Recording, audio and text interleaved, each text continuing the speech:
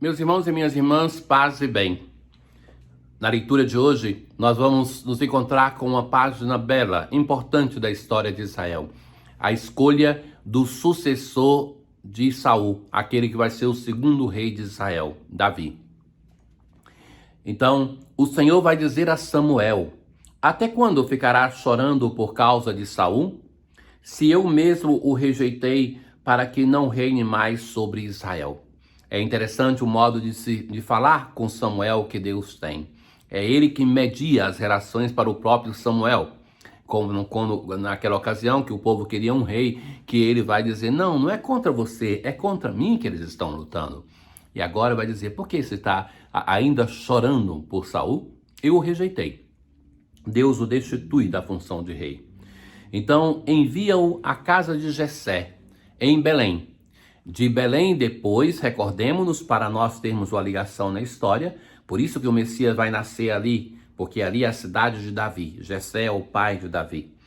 Então, em relação a este Davi, vamos ter tantas profecias. É um homem, uma personalidade que é importantíssima, conturbada, mas escolhida pelo Senhor, que vai conservar sempre a sua bênção sobre Davi, a ponto de prometer que o Messias vai nascer da sua casa. Então ele vai dizer a Samuel de ir até a casa de Jessé. Convidará Jessé para o sacrifício.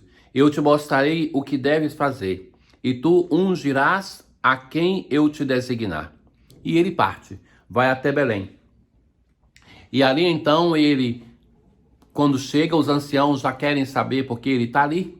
E ele diz que vem para o sacrifício. Chama Jessé e os seus filhos, e ele vê o primeiro, robusto, Eliabe, e diz o seu coração: Samuel, certamente é este o ungido do Senhor. Mas o Senhor disse-lhe: não olhes para a sua aparência, nem para a sua grande estatura, porque eu o rejeitei. Não julgo segundo os critérios do homem. O homem vê as aparências, mas o Senhor olha o coração. Então, até esse momento, Samuel está julgando pelas aparências. Vê Eliabe e pensa que é ele que é o escolhido do Senhor. E assim, então, vai passar por um filho depois do outro. Sempre Samuel pensando que é e não é. E vai, por final, perguntar: estão aqui todos os seus filhos? Já 7 ele tinha conhecido. E então Jessé vai dizer: resta ainda o mais novo, que está apacentando as ovelhas. Percebam que este mais novo, ele nem sequer era considerado. Não foi chamado porque não podia ser ele, por isso o pai Jessé nem o chama. E então Samuel ordenou a Jessé: manda buscá-lo, pois não nos sentaremos à mesa enquanto ele não chegar. E tem a descrição de Davi. Era ruivo, de belos cabelos e de formosa aparência. Veja que quando se descreveu Saul, se descrevia como um homem mais alto da sua família, aquele que chamava a atenção de todos.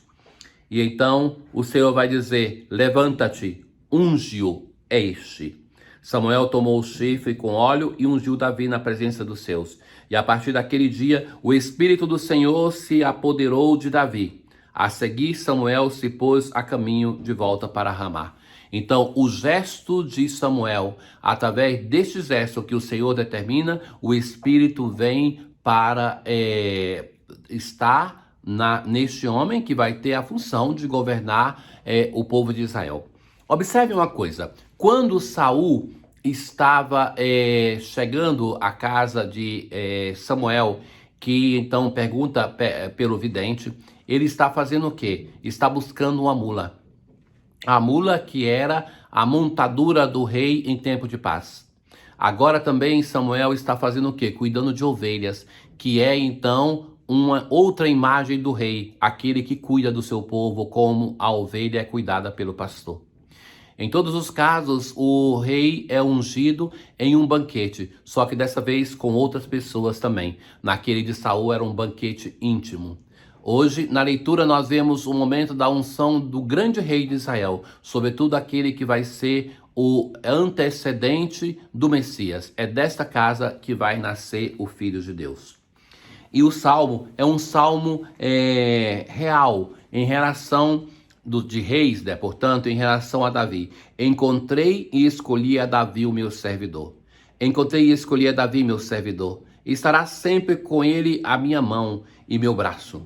E por isso farei dele o meu filho primogênito. Sobre os reis de toda a terra farei dele o rei altíssimo. Então, nós temos aqui já o anúncio da grandeza deste rei, o anúncio da grandeza de Davi, não porque era um homem sem erros. Nós sabemos dos grandes erros deste homem, mas que foi abençoado, protegido pelo Senhor. Jesus estava passando. Então, mais uma vez, nós vemos esse Jesus que caminha, que passa nos campos de trigo. E era um sábado. Então, seus discípulos começaram a arrancar as espigas. E isso, então, fez com que... E era um dia de sábado, o dia que não é permitido. E então, os fariseus vão dizer, olha, por que eles fazem em dia de sábado o que não é permitido? Na verdade, essa pergunta é uma avaliação, uma provocação à pessoa de Jesus. Os discípulos estão fazendo, mas estão fazendo é porque o mestre permite. Ora, nós nos encontramos pela primeira vez neste ano com essa questão do sábado, que é a grande lei de Israel. Então, o centro da lei do Antigo Testamento para o povo de Israel está na observância do sábado. Então, Jesus responde como o mestre de Israel. Primeiramente, cita um fato da Bíblia e explica. E vai citar aquele fato que está no capítulo 21 do livro de Samuel. Que quando Davi, com seu exército já estraçalhado, cansado, passa pelo templo e eles pedem comida. O sacerdote não tem e eles comem dos pães que eram oferecidos no templo e que só os sacerdotes podiam comer. Então, Jesus acrescenta, o sábado foi feito para o homem e não o homem para o sábado. É essa a perspectiva de Jesus, que então não nega a lei, mas leva a lei do Antigo Testamento à sua plenitude. Enquanto os fariseus, eles vivem o mandamento que faz o homem estar a serviço do sábado, Jesus vai colocar o sábado que é feito para o homem. Então, que isso é a plenitude daquilo que o Senhor estabeleceu para o seu povo e que Israel não consegue chegar. Ora, e Jesus vai acrescentar assim, portanto, o Filho do Homem é Senhor também no sábado. Em muitas vezes no Evangelho nós vamos ter esse embate de Jesus com a lei mosaica e sobretudo com a lei de sábado. Quando Jesus cura no sábado, quando Jesus determina alguém de fazer alguma coisa no sábado depois que é curado, e que isso vai suscitar a ira daquelas pessoas legalistas que estão ao redor de Jesus. Irmãos caríssimos, a palavra de Deus, ela é uma ajuda no nosso caminho de salvação, de santidade. Mas devemos ter cuidados porque a pessoa religiosa, se não se cuida, ela começa a viver o legalismo da relação com Deus. Então, a gente se admira com a questão do sábado, como era possível que eles pensassem assim, mas todos nós, da nossa vivência religiosa, a gente começa a buscar viver algumas coisas somente por elas e vamos nos esquecendo da alma, do porquê dessas coisas. Que no centro de tudo está a experiência de amor de um Deus que nos ama e quer a nossa retribuição, quer que nós amemos uns aos outros como Ele nos ama. Então, somos chamados a fazer aquilo que a palavra de Deus determina, aquilo que a lei de Deus nos fala, a igreja nos pede, mas que não podemos viver somente o mandamento pelo mandamento.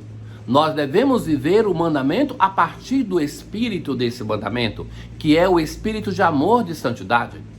Se nós não fizermos isso, somente ficarmos vivendo a lei pela lei, nós nos tornamos fariseus. Vamos ser criticados como foram os fariseus pelo Senhor Jesus, porque Jesus é aquele que leva a lei à plenitude, não via abolir a lei, mas levá-la à plenitude, porque restitui à lei o centro que está nela, que é a experiência de amor, aonde para amar, eu não faço nunca a exceção retirando o amor. Enquanto na vivência da lei, se eu sou chamado a amar de fato, eu tenho que levar esta lei à plenitude. E que é isso então que acontece quando os apóstolos com fome entram no campo, dia de sábado, e começam a pegar a comida. Hoje, a liturgia que nós propomos é aquela do domingo. Então, a oração sobre as ofrendas vai dizer assim: concedei-nos, ó Deus, a graça de participar constantemente da Eucaristia, pois todas as vezes que celebramos esse sacrifício, torna-se presente a nossa redenção. A graça de celebrar a Eucaristia, porque a redenção que operou por nós em nós o Senhor se renova cada vez que nós a celebramos. O Senhor esteja convosco, Ele está no meio de nós. Abençoe-vos o Deus Todo-Poderoso, o Pai, o Filho e o Espírito Santo. Paz.